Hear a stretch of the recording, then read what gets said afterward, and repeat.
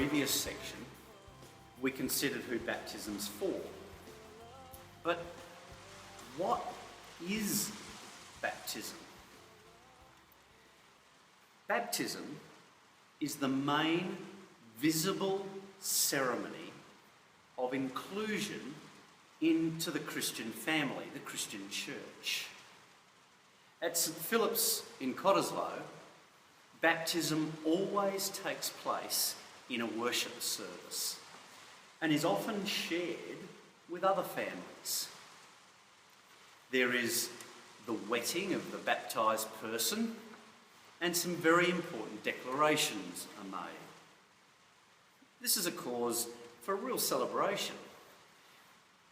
Some significant transactions are taking place between people and God in baptism.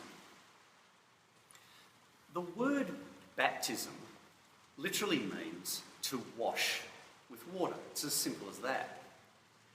Baptism, though, symbolises the story of the baptised person entering into water to be washed clean of sin and to emerge from the water cleansed or renewed into the gathered family of God's forgiven and embraced people.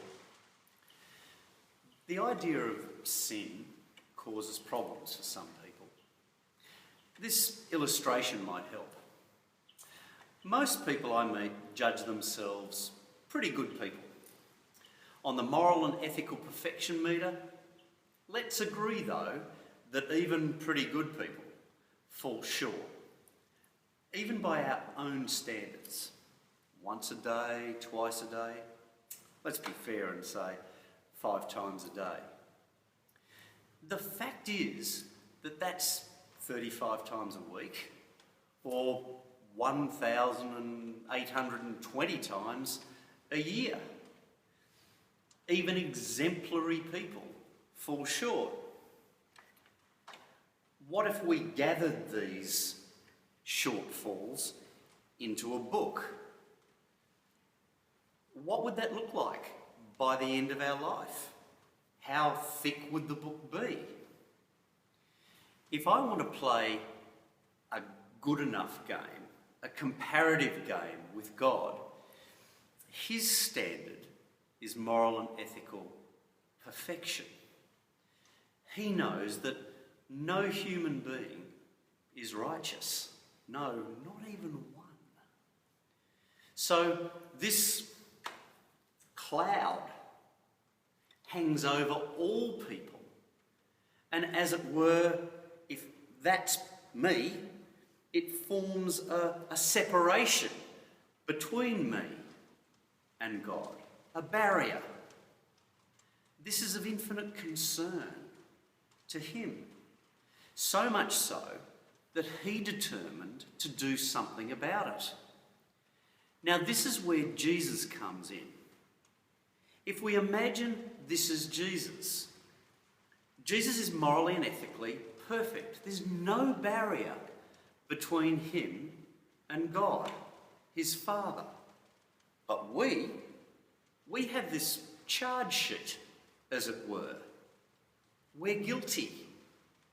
The Bible says that God laid on Jesus the iniquity of us all, every human being.